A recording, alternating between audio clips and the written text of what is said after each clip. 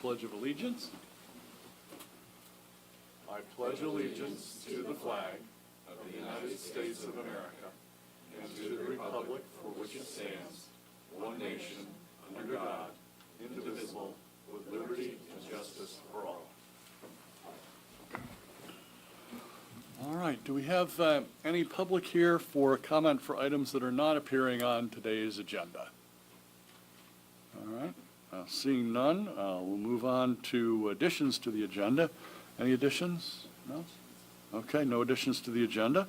We'll move on to our meeting minutes. Anybody need to make any changes or alterations to the minutes? No? All right, we'll take a motion then. I'll move to approve the minutes from the meeting held April 11th, 2023. I will second that. Motion and a second. All those in favor of approving the minutes from the April 11th meeting, do so by saying aye. Aye. Aye. Opposed, nay. Motion carries. Now we'll move into our proclamations. April and May are very busy proclamation months for Center County government. We have two today. Proclamation number 13, proclaiming April 23rd through 29th as the Conservation District Week in Center County. We've got Jim Coslow, who agreed to take the original 13 colony number for the proclamation. You didn't bring a black cat, though, did you? No? All right, go. Good morning, Commissioners. I come to you today as we prepare to celebrate Conservation District Week. The Pennsylvania State House and Senate recognize April 23rd through the 29th, 2023 as Conservation District Week. Each county in Pennsylvania has a conservation district except for Philadelphia. Here in Center County, the Conservation District was formed in 1954 by the Center County Commissioners at the request of local farmers and others who were interested and concerned about the conservation of our soil and water resources. The Conservation District was initially organized to provide for the conservation of soil and water, assist in watershed protection, be involved in flood prevention, preserve woodlands and wildlife, protect public lands, and to protect and promote the health, safety, and general welfare of the people. This year, I'd like to highlight the people of the Conservation District. First of all, the Conservation District is made up of a 7-member board of directors who are appointed by the county commissioners. Commissioner Dersham serves on our board of directors. The other part of the Conservation District are the employees. We currently have 9 full-time and 2 part-time employees who carry out the directives of the Conservation District Board and fulfill the day-to-day requirements of our delegated programs. Although our roots are in agriculture, the Conservation District has evolved into 3 branches dealing with agricultural programs, urban soil erosion and sediment control, and watershed protection. We're fortunate in Center County to have an energetic and engaged Conservation District Board and also a knowledgeable and dedicated group of employees.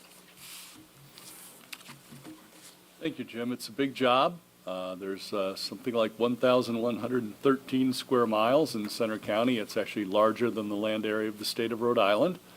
I believe from our planning department with ag preservation, we have over 1,000 farms, which actually is a number that's holding roughly steady. Obviously, there's always new rules, new regulations, new expectations from the state and the feds and the citizens. So appreciate everything you and your department do. I'll hand it over to Amber and then Steve. Yeah, thank you for your work. I think our outdoor spaces and our agriculture here are one of the things that makes Center County such a beautiful place to live. I was just at the Happy Valley Adventure Bureau this morning, and one of the things that was discussed was how many people are coming to Center County to experience outdoor recreation and agricultural tourism. So it's an important part of our economy, as well as, part of making the quality of life here as good as it is. So.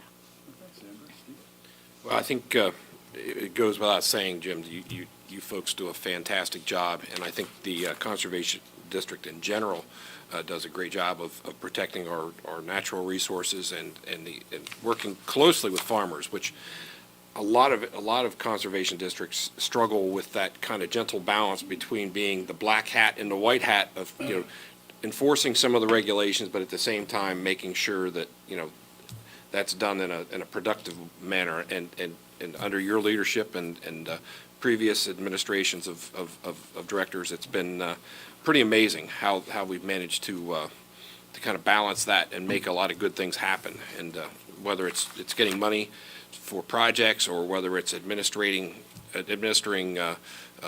other projects that are mandated, I've been very happy with the great job that you've done. And we were just talking before the meeting, Tom Bolden, who we honored, I think, last year or the year before. Tom's been with the board for 50-some years, and it's just phenomenal, that type of dedication. And that's the level of expertise that a lot of the folks on that board bring, and very thrilled to honor the Conservation District Board this morning and give you the kudos that you deserve. So give my best to your staff, and I think the Board of Commissioners certainly welcomes other opportunities to work with the Conservation District to make Center County a better place. So thank you. Yes, thanks, Steve. You made a very good point there. The last couple of years have been record or near record for the number and size of grants that we've pulled down into Center County for a broad variety of good uses. So we'd like to thank our federal and state legislators for their assistance with that. Unless there's anything else, I think we'll take a motion. All right, I move to adopt Proclamation 13 of 2023, proclaiming April 23rd through the 29th of 2023 as Conservation District Week in Center County. I will second it. We have a motion and a second. All those in favor do so by saying aye. Aye. Opposed, nay. Motion carries. Well, Jim, why don't you come on up for the picture?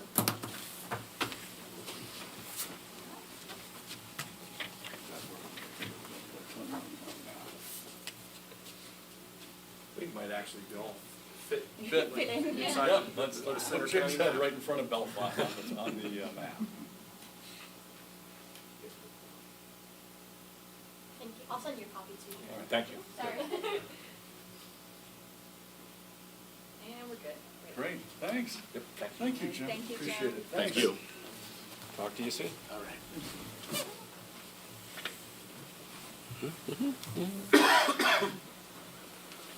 All right, now we'll move to our next proclamation. Proclamation, oh, good, you're ready. Proclamation 14 of 2023, proclaiming the 14th to the 21st of April as Justice Education Week in Center County. And we're joined by Carrie, is it Ephraim and Liana? And Brandy. And Brandy. Oh, So, yes. I'm going to just turn it over to them. They are from the Restorative Justice Initiative at Penn State University, so I'm going to let them talk about Justice Education Week. Great. Can I steal your, Yeah. have a pretty good memory, but good morning. My name's Ephraim. I'm the director of the Restorative Justice Initiative. I'm Leanna Glue. I'm the Prison Education Program Manager. And my name's Brandy Henry. I'm the Rehabilitation and Human Services Faculty Liaison to the program. As part of the Restorative Justice Initiative at Penn State, what we do is bring awareness to the impact of incarceration. People are returning home by either supporting programming directly in multiple correctional facilities, which includes Center County Correctional Facility. We have a direct reentry program that we just ran about 2 weeks ago. And then we put together what's called Justice Education Week. And the idea there is really to create awareness about issues that impact individuals, system impacted, and incarceration generally. Last Friday, we had an art benefit where we had various local artists display artwork and talking about the different components of incarceration, families, and just a myriad of issues and images. Yesterday, we had our keynote speaker, and then today we have a reentry job fair that we're co-hosting with Career Links. Tomorrow, we have a college behind bars. So part of what we do is a prison education program. We are working really, really hard. So Dr. Glue here is working really, really hard to have a credits attached to the work we're doing in multiple correctional facilities. So we run a prison education program, part of which we do at CCCF, but also in multiple state facilities. So we have college behind bars screening. If you can make it, that's a webinar. That's tomorrow. And then we have our reentry simulation that is on Thursday. So we are welcoming all to come. We're doing this at Penn State's Hub. So, and it's an opportunity to, just for an hour or two, and I know Carrie's done this before, attempt to walk in the shoes or, simulate what it would be like returning home and encountering those different services. So you're all welcome to attend.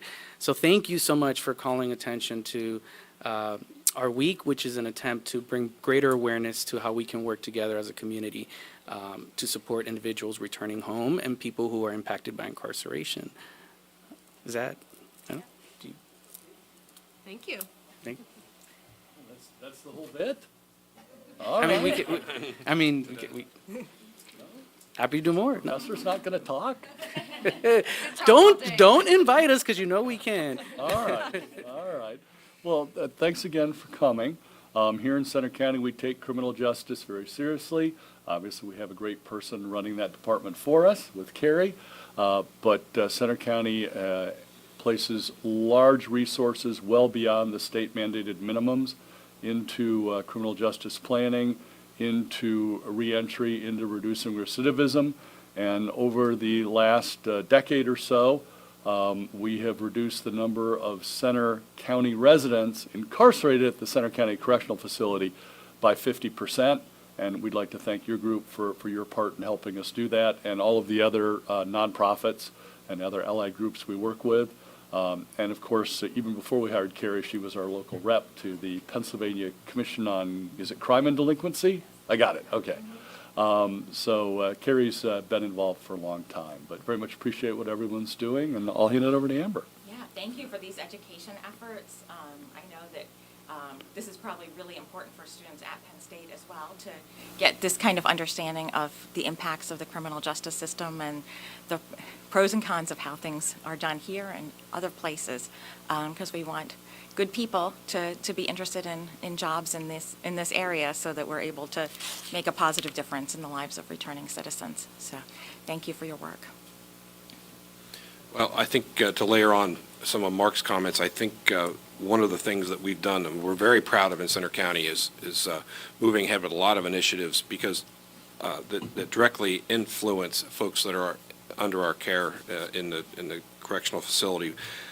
But ultimately, when we look at the numbers and you see the huge numbers of folks that either have drug and alcohol issues, mental health issues, or co-occurring disorders, I think we've been very, very aggressive in trying to find ways to get them treatment while they are in our care and continue that treatment once they've left our custody. And I think that's a big part of what I see in the system right now that is an impairment, because if you go back out into the community with those issues and you don't have any layers of treatment involved, you struggle. And one of the things that I'm most proud of is in working with our criminal justice system and our court here locally, we've initiated mental health court drug and alcohol programs that the court oversees that really put some teeth into the project of getting people into treatment and getting them on the right path as they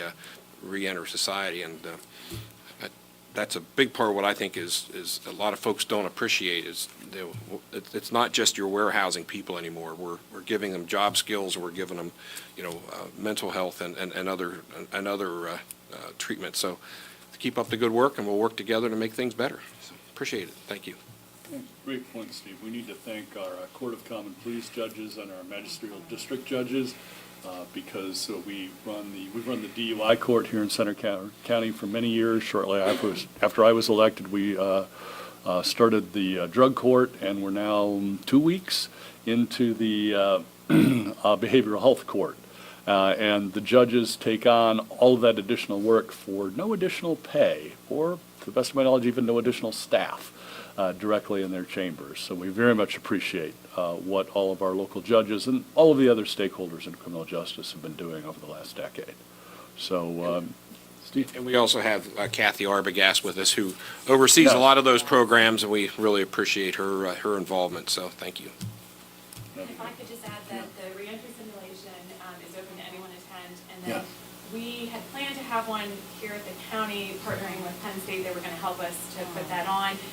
We had to postpone it, but we're going to do it this fall, and so it'll be another opportunity. But they really have a practice in place to do the simulation. It's wonderful. I participated last spring, so we want to do that here and have a lot of our county staff who work with individuals in the community participate. I think it's a broader understanding of what everyone's facing when they're returning.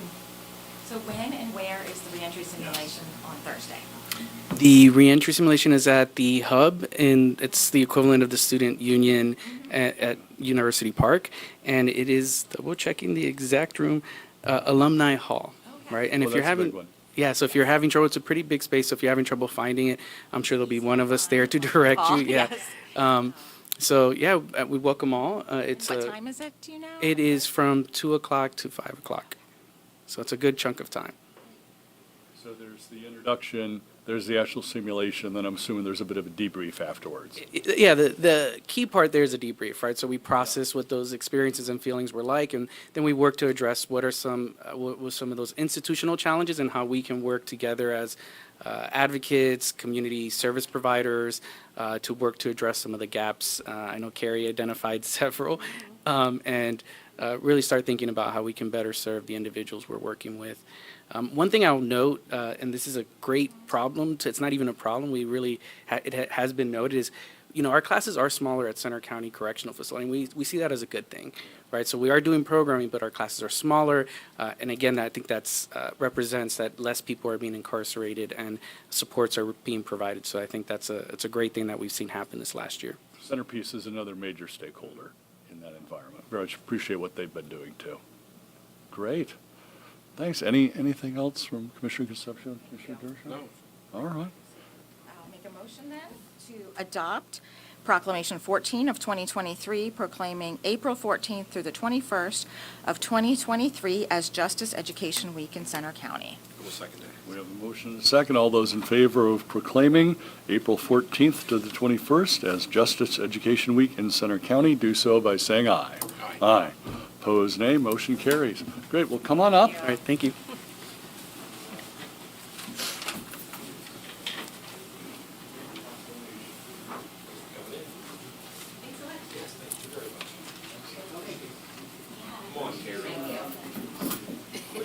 I'm back there. I knew you would do that. You knew I was. You're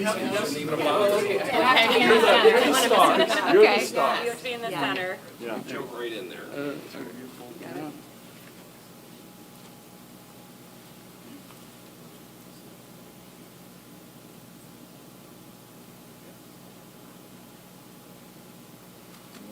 Brookhaven Express.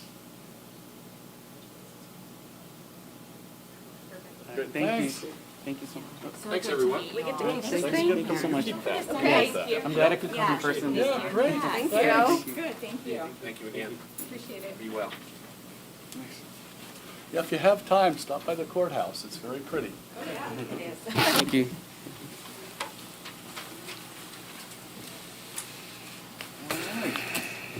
Now we'll move on to a resolution that I think Mitzi will be covering.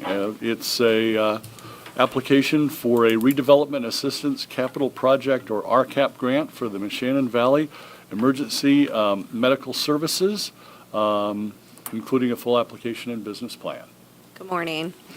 This is the official declaration of the county to direct CEDACOG to submit the application for the Moshannon Valley RACP grant. And it is a $1 million award. It is to construct a 9,900 square foot multi-ambulance and vehicle bay and training facility. It will create 10 new permanent full-time jobs, retain 35 full-time permanent jobs, and as well allow MVEMS to hold multiple different types of training for emergency medical services personnel throughout the Commonwealth. And there are very, very few of these training facilities that will offer the level of training classes that MVEMS can.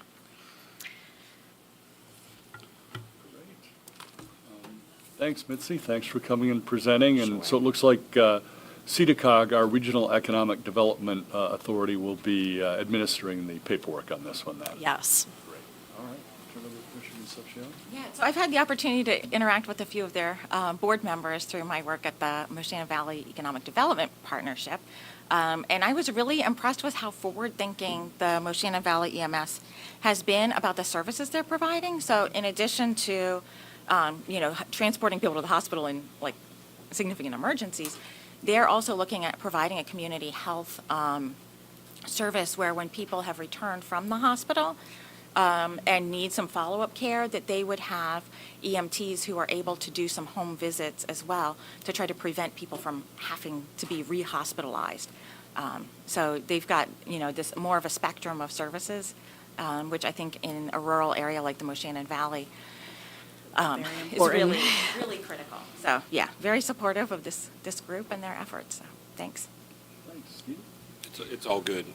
I think anything we can do to help our emergency medical folks across the county is important, but this is really going to be a big step forward for the mountaintop, and I think it'll make a big difference, so appreciate it. Yeah, the commissioners are very supportive of our ambulance services, and again, we'd like to thank our state legislators for making potentially $1 million available to assist the ambulance services. In this case, Phillipsburg, I believe they cover both sides of the Moshannon, correct? Correct. So this is actually sort of a two-county effort. Yeah, it's regional. It actually also a tiny little piece of Clinton of West Keating. Oh, okay. Wow, that's a ways. All right. Yeah, that's a large geographic footprint. Well, wonderful, more power to them. Okay, so I will move to adopt Resolution 5 of 2023. Second. All right, we have a motion and a second to adopt Resolution number 5, which is to apply for the Redevelopment Assistance Capital Projects, RCAP, grant for the Moshannon Valley Emergency Medical Services, which includes a full application and business plan. All those in favor do so by saying aye. Aye. Opposed, nay. Motion carries. Thanks, Mitzi. Thank you. I'm the next one, too. You're the next one, too. All right. Now we move on to contracts and authorizations. And so an item under Planning and Community Development, considering the approval of a Statement of Compliance letter for the Moshannon Valley Emergency Medical Services Redevelopment Assistance Capital Program Application and Business Plan. So a little more paperwork. Exactly. As the grantee, part of the RACP requirement is that the county agrees that you will follow all of the compliances of RACP. And in the letter, you're attesting that you will follow competitive bidding requirements, the Steel Products Procurement Act, the Trade Practices Act, Public Works Contracts Bond, Performance Bond and Payment Bond, Pennsylvania Prevailing Wage Act, Americans with Disabilities Act, Fidelity Bonding, Insurance, and Article 8. Well, that does make it sound rather complicated. I know steel certs are Ominous. fun. So Commissioner CEDACOG Concepcion? helps them work through all of those regulatory requirements. Yes, yeah. The Moshannon Valley is what's considered the actual applicant or project developer, and then the county is the applicant, which you act as a pass-through, but you are required to submit all of these documents as well.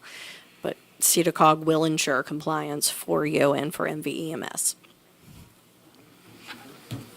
What she said. All right.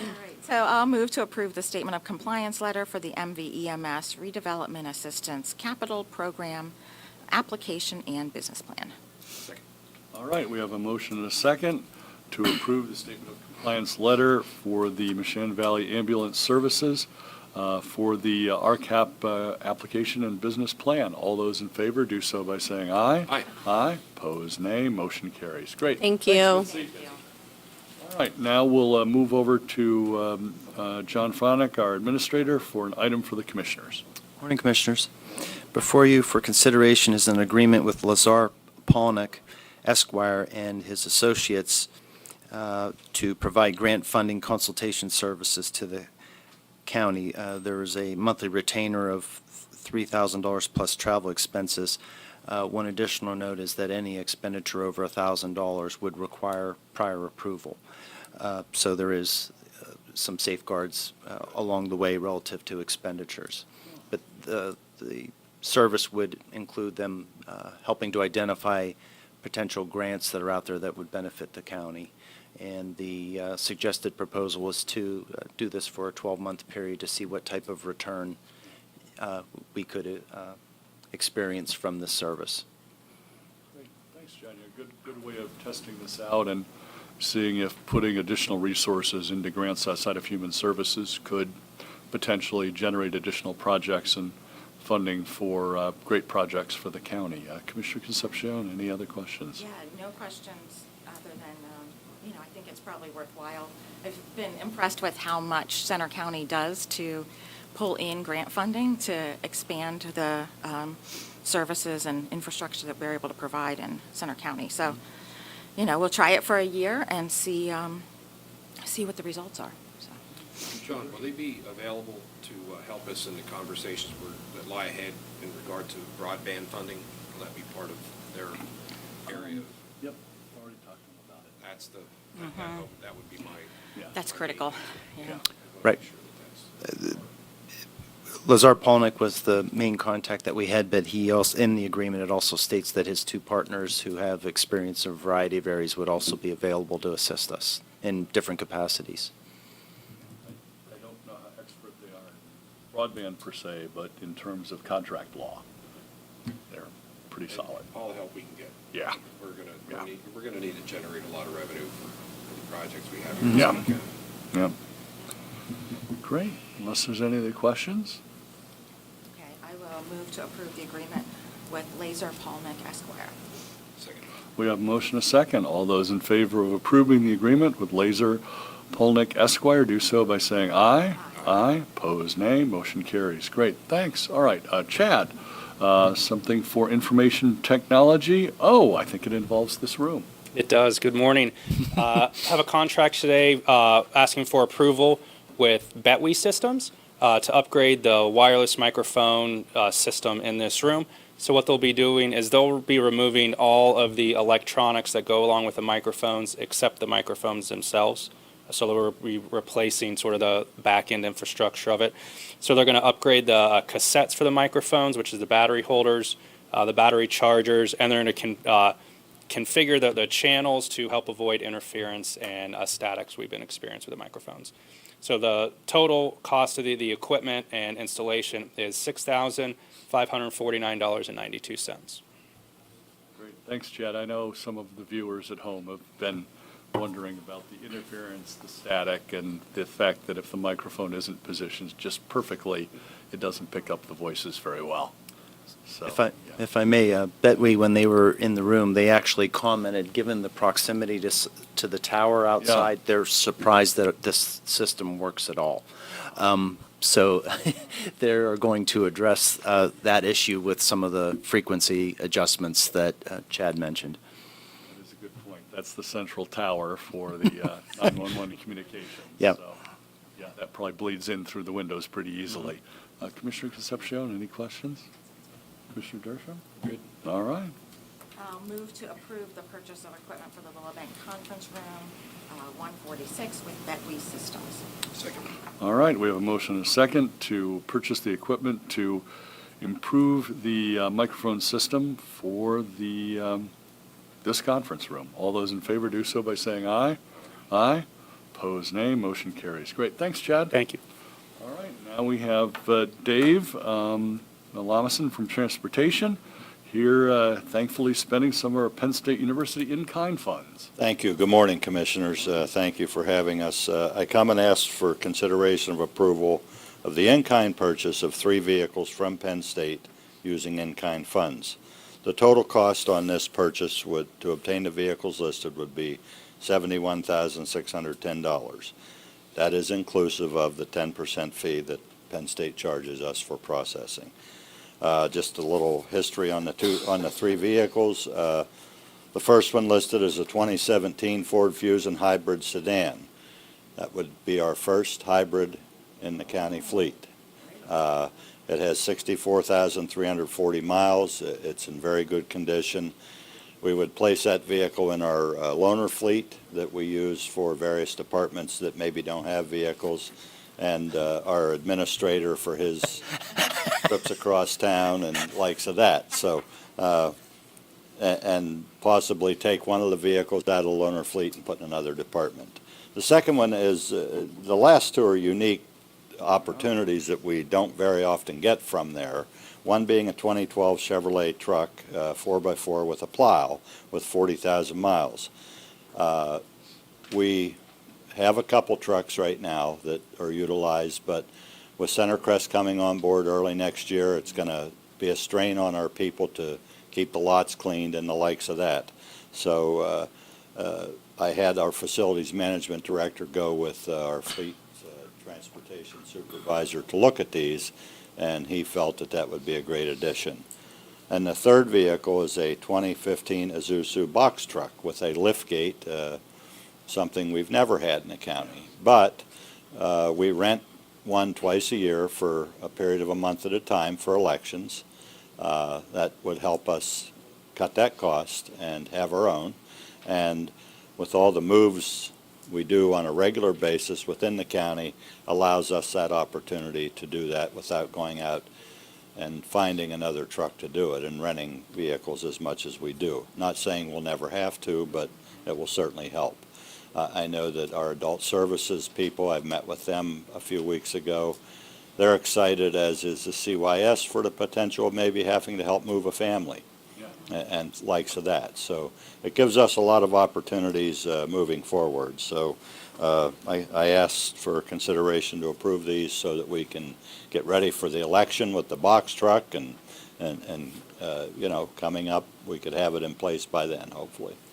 Yeah, this is great, Dave, especially exciting is that box truck, because with 3, soon to be 4 major county complexes spread throughout the greater Bellefonte area, we need a box truck with a power lift gate for more than just 2 months of the year. This will be tremendous. It would be a great addition to the fleet. Yeah. Commissioner Concepcion? It would put our fleet, I'm relatively short, it would put our fleet at a total of 112 vehicles, including the paratransit. So we're currently at 110, so we'd be adding actually 2 vehicles. Getting 3, but only adding 2 to the fleet. We're going to take 1 out of service down the road, so. Thank you.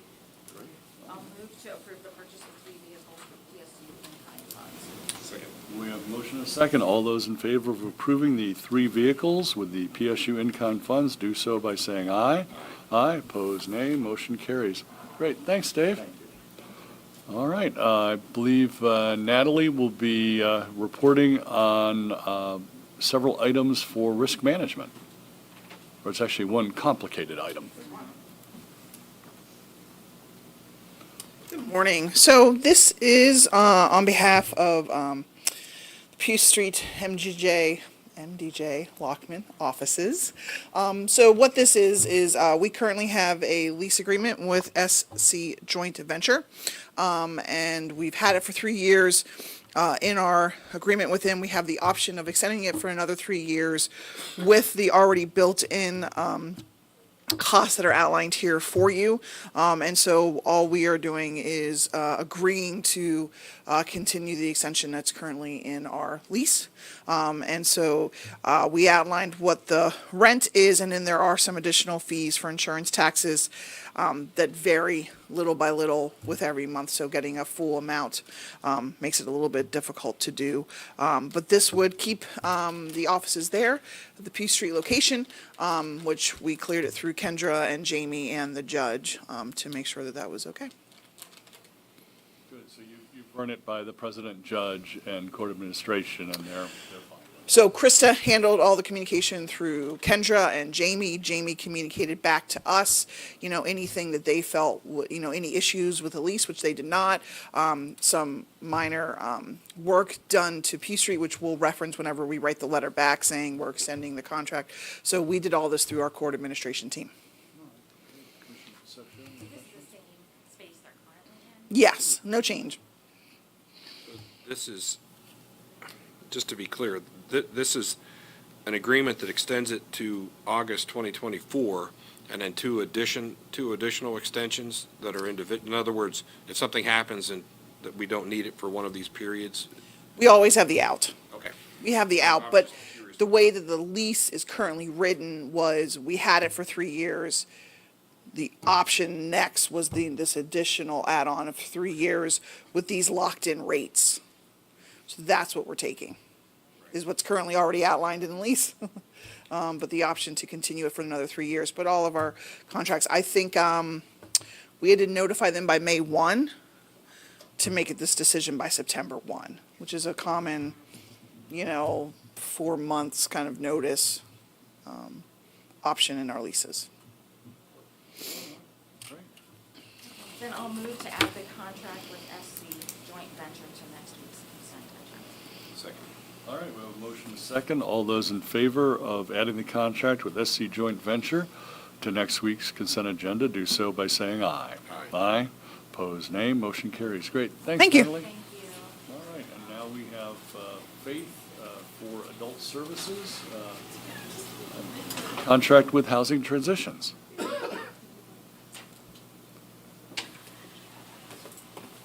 Good morning. Thank you for having me. I'm here for one contract today with Housing Transitions. This is for them to provide emergency shelter services through our ESG Emergency Solutions Grant through DCED. The total contract for them is $78,000, and it would be from December 7th of 2022 until June 6th of 2024. Great. Is this new money or just a continuation? Yes, so this is new money. It's part of the ESG funding that we recently were awarded a couple of months ago, and it's also part of the package for the homeless prevention services that Adult Services will be providing. So I'll be back in a couple of weeks with another contract with Service Access and Management to provide assistant or administrative assistance for us to cut checks, very similar to how we do with our other programs. And so that's where you'll see that part of the funding in a contract form. So this is just the emergency shelter part with Housing Transition so they can expand upon their existing services. Well, that's wonderful. Yep. So we're already deploying that new funding Yep. to provide services to the Center County. That's correct. Commissioner Concepcion? Thanks. All right. I'll move to add the contract with Housing Transitions, Inc. to next week's consent agenda. Second. All right, all those in favor of adding the contract with Housing Transition, Inc. to next week's consent agenda, do so by saying aye. Aye. Opposed, nay. Motion carries. Great. All right. Thanks, Faith. Thank you. All right, then we have Kathy, who's been very patient, from the Super Department of Mental Health, Intellectual Disability, Early Intervention, Drug, and Alcohol, and I think this looks like it's a combination between some of your departments. Little bit, a little bit. What I have for the board today is a request to consider approving a grant renewal application with the Pennsylvania Office of Mental Health and Substance Abuse Services for our first episode psychosis program grant. And this grant will provide continued funding of this program that is done with a team of providers, which is led by Oasis Life Care. And to provide a little context, and I won't take long, to provide a little context, I want to read just a couple of paragraphs from the website of the National Alliance for Mentally Ill. Most people think of psychosis as a break with reality. In a way, it is. Psychosis is characterized as disruptions to a person's thoughts and perceptions that make it difficult for them to recognize what is real and what isn't. These disruptions are often experienced as seeing, hearing, and believing things that aren't real or having strange, persistent thoughts, behaviors, and emotions. While everyone's experience is different, most people say psychosis is frightening and confusing. Psychosis is a symptom, not an illness, and is more common than many think. In the U.S., approximately 100,000 young people experience psychosis each year. As many as 3 in 100 people will have an episode at some point in their lives. Early or first episode psychosis, FEP, refers to when a person first shows signs of beginning to lose contact with reality. Acting quickly to connect a person with the right treatment during early psychosis or FEP can be life-changing and radically alter that person's future. Don't wait to take the first step and prepare yourself with information. So what we do through this grant is connect them with treatment and resources to help them to get themselves on track and hopefully pull things back together so that they can continue forward with the plans that they have for their life. It brings together case management, medication, counseling, and other resources to help them through that process and hopefully restore their plans for the future. And this grant will cover the cost of services for eligible participants. The grant total would be $181,901.02, and it is 100% state funding. And it would be for the time period July 1st, 2023 through June 30th, 2024. And if the board approves, we would ask for same-day approval because the grant is due on Friday. So if you have any questions, I'd be happy to answer them. Sounds like a great program. Commissioner Concepcion? Yeah, the only question I have is, if you consider maybe once, assuming we get this grant in place, communicating with OBGYN offices, because the postpartum period for women is the most likely time to have a first episode of psychosis. I think that's an excellent idea. Working in partnership with doctors' offices in general might be great. OBGYN makes a lot of sense. And letting them know that those resources are available so that doctors can connect. The Oasis Life Care is a both medical and behavioral health partnership. And so being able to make those connections, medical to medical, might be a really strong partnership. Because sometimes those are the patients that no one sees it coming. Exactly, exactly. And might be too afraid to step forward. Sounds like a good program. Thank you for bringing that to our attention. So I will move to approve the grant with the Pennsylvania Office of Mental Health and Substance Abuse Services. Second. All right, we have a motion and a second to approve the grant with Pennsylvania OMSAS. All those in favor do so by saying aye. Aye. Opposed, nay. Motion carries. Great. Thanks, Kathy. Thank you. And make sure you get those signatures from us ASAP. No problem. All right, over to John for a liquid fuels fee for local use approval for Burnside Township. So the application from Burnside Township is in the amount of $2,000 or $20,000 in liquid fuels funding on a project in which they will be providing $21,290 of their own general funds, and this is to do several drainage improvement projects to replace drainage pipes on Main Street, Vidorfer Road, Sunset Drive, and Hilltop Drive. Great, thanks, John. Any questions, Commissioner Concepcion? Glad we can help. So I'll move to approve the liquid fuels application for Burnside Township. Second. We have a motion and a second. All those in favor of approving the liquid fuels application for Burnside Township do so by stating aye. Aye. Opposed, nay. Motion carries. Great, thanks, John. Fairly small consent agenda. Assuming we just go ahead and vote on that one? All good. All right. Okay, I will move to approve this week's consent agenda. Second. We have a motion and a second to approve this week's consent agenda. All those in favor do so by stating aye. Aye. Opposed, nay. Motion carries. All right. For our authorities, boards, and commissions, we do have one appointment to our Drug and Alcohol Planning Council. Irvin Moore will be appointed from April 18th of 2023 until December 31st of 2025, and we appreciate Irvin's willingness to serve. Can we have a motion to approve? I will move to approve the ABC term appointment. Second. We have a motion and a second. All those in favor of approving the appointment of Irvin Moore do so by saying aye. Aye. Opposed, nay. Motion carries. Great. All right, now we'll move to CNET requests. Okay, all right.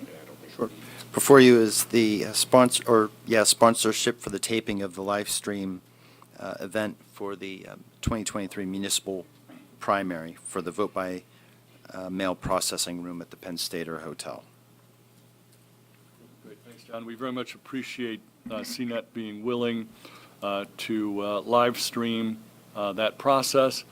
Thankfully, being a primary during a municipal election, it probably won't take days like it does during a presidential year.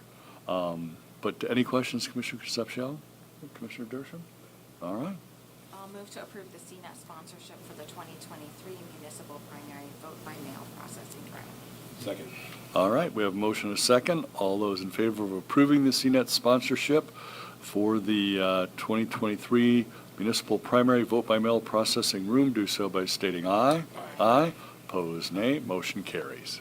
Great. And then I think Natalie will talk about a great sponsorship opportunity that honors the thousands of volunteers in Center County. Sure. So Center County Council of Human Services holds their annual the Rose Cologne Volunteer Dinner. They have been doing the dinner since the early 70s.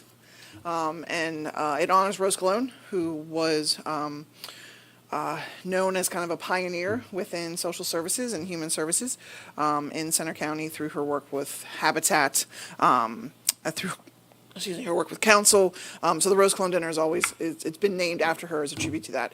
And what this is allows members of Center County Council of Human Services, the agencies, to take a moment and to recognize a volunteer annually. Some agencies recognize one volunteer, some recognize their entire volunteer group as a way to have that moment to say thank you. I think this week is actually Volunteer Appreciation Week.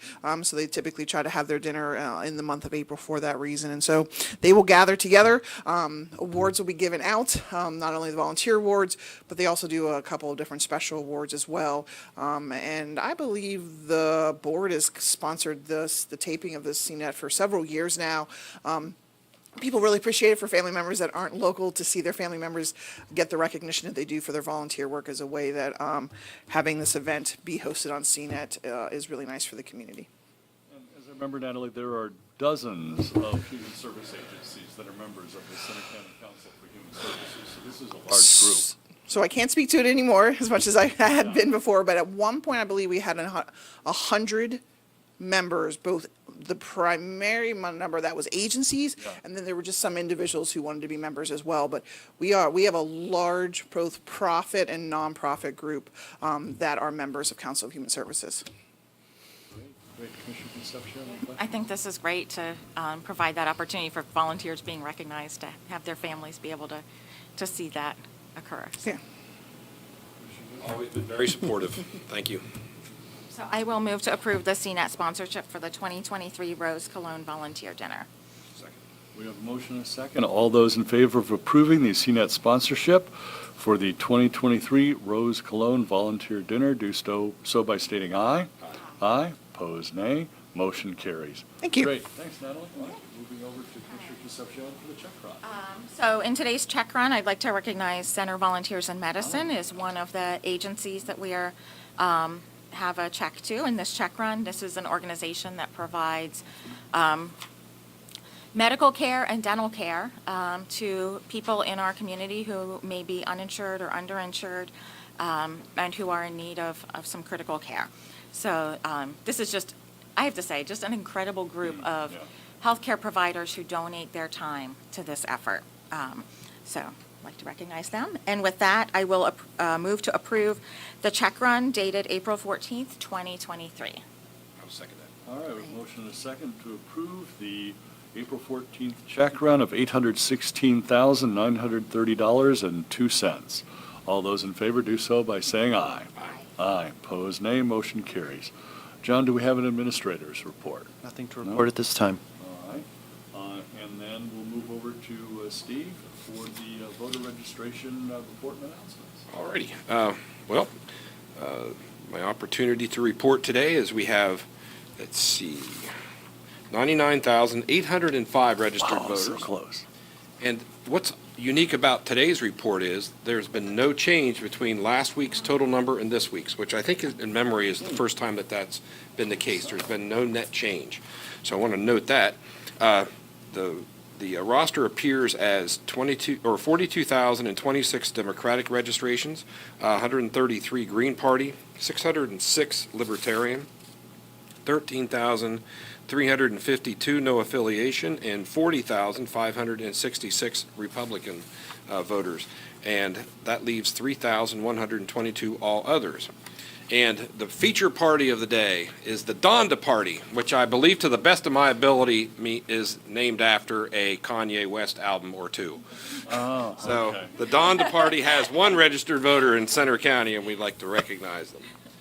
Okay, the feature precinct of the day is Howard Borough, which is precinct number 7. They they vote at the Howard Fire Hall. And in the last election, there were a total registration of 490 voters. There were 356 ballots cast, which leads to a pretty impressive voter turnout percentage of 72.65%.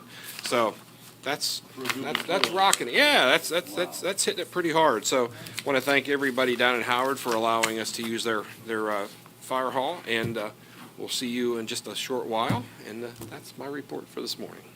Great. Any executive sessions to report or hold, John? No executive sessions to report or hold. For our public meeting schedule, we have a joint meeting of the Board of Commissioners and the Salary Board at 10 a.m. on Thursday. And then next week, Tuesday the 25th, we have the Board of Commissioners meeting at 10, followed by a Board of Commissioners work session at 11. And then on Thursday the 27th, the Finance Committee meets at 9 a.m., followed by a Retirement Board meeting at 10 a.m. Do we have any questions from the press? Not at this time. All right. Unless there's anything else for the good of the order, can we have a motion to adjourn? Move to adjourn. Second. All right, we have a motion and a second to adjourn at 10:53. All those in favor do so by saying aye. Aye. Opposed, nay. Motion carries. Great. Thanks, everyone. We are adjourned.